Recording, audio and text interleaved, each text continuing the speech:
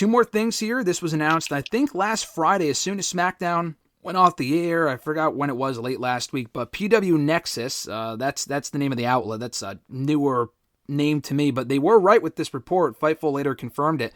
The Motor City Machine Guns are indeed WWE bound. We've talked about them quite a bit in the last number of months.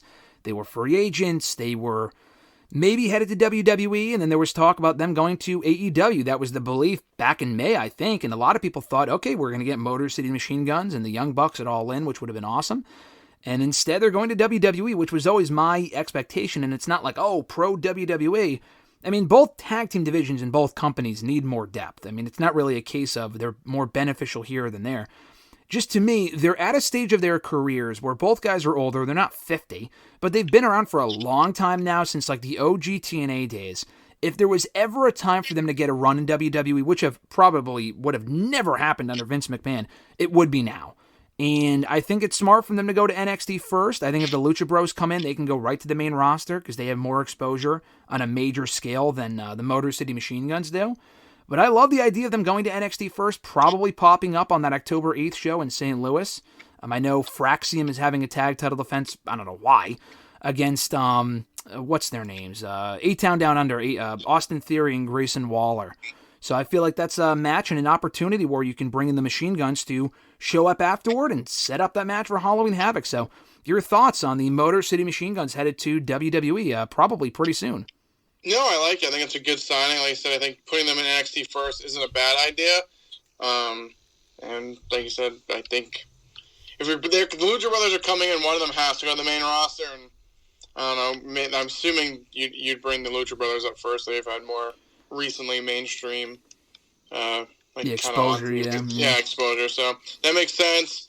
I like Motor City Machine Guns. Like I said, they've been around since even when I was watching TNA. So I think they're a great team. I think WWE probably suits them more now at their older age. You know, it's funny. I was thinking about this. I mean, you would have to go through the list of former TNA tag team champions, aside from like the makeshift teams and shit. I honestly cannot think of many, and I'm sure there are examples, there have to be, of former TNA tag team champions, or even Ring of Honor tag team champions, that came over to WWE and not even did well, but just like came over at all. Like, I know the Hardys are obviously former tag team champions in those aforementioned promotions, but like they started in WWE. So I'm not talking about the Hardys. Like they came back to WWE after just actually recently at that point winning the TNA tag titles and the Ring of Honor tag team titles. They don't really count because they were already in WWE. But like I'm talking like a Beer Money or a British Invasion or Team 3D, same thing. I mean, they were former TNA tag champs, but they were already in WWE. I can't think of too many teams, especially in the time that I was watching TNA back in the late... I mean, I still watch TNA, but when I first started watching in the late 2000s and early 2010s and shit, WWE at that point wasn't really picking up many talent from TNA, and if they were, it was all singles people like men and women, AJ, Joe, Bobby Roode, Austin Aries, stuff like that. The American Wolves, they never signed people like that. They never made their way over to WWE, which is pretty surprising. I think the Machine Guns might be one of the first. Yeah, I'm thinking. I'm trying to think.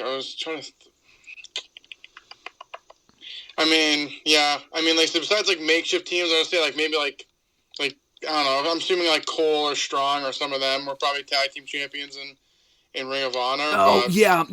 Red Dragon. Yeah. I mean, in NXT, they're going to NXT too, but yeah. I'm trying to think who else. Like you said, other teams from TNA, I couldn't even think of. I'm trying to think of teams. I'm like, and you kind of named them all, but even like Claudio and Chris Hero, they got split up in NXT before. Like they did split them apart. Yeah.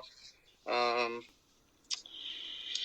yeah, I mean, it's just, under Vince, I feel like they never really brought any of those teams in and utilized any of them. Yeah, even Red Dragon, even O'Reilly and Fish and Undisputed Era, I mean, they were never going to go to the main roster under Vince. I mean, dude, it really is wild when you think about, like, they were great in NXT, but if Vince wanted them on the main roster that badly, like in the same way that he called up, Owens and people like that, he would have called up the Undisputed Era at any point. Like, I doubt Triple H had the power at that point to say, no, we're keeping the Undisputed Era. Dude, they were there for 4 fucking years. Some of them longer than others. Roderick Strong was in NXT for like 8 years. But like the Undisputed Era, Adam Cole spent some of his prime years in NXT and did some of his probably best work ever there. And then he went over to AEW and he's gotten hurt a lot, and that's just been a total bust of a run, unfortunately, but for shit out of his control. But yeah, no, I think the Machine Guns would be a good example, and I hope they do succeed, starting in NXT, eventually making their way to the main roster. And I think if treated properly, if booked properly, they can get over because they're fucking awesome. So I was very happy to see that. Hopefully they do show up on that first or second NXT show on the road in early October.